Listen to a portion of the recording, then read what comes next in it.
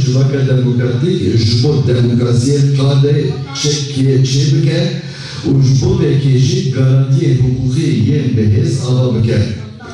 Hemwelatîbûn divê li ser bingeha girêdana bi dewletê re çêbe, ne li ser aidiyeta neteweyekê.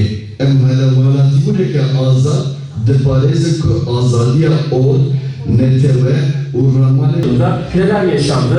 İkinci döneminde, ikinci aşamasında neler olması bekleniyor? Yine Önder raporun açıklaması mesajında hangi ifadeler öne çıkacak? Bunları da sizlerle paylaşacağız. de û li ser bingeha yekperçeyiya dewletê mafê îfadekirin û rêxistinkirin bi azadî ya nasnameya olî îdeolojîk û neteweyî dihewîne. Îro sîstemeke ramanê bê ku li ser demokrasiyê ava bibe nikare bijî. Sektör rawestan arozî û kulîs dengîne.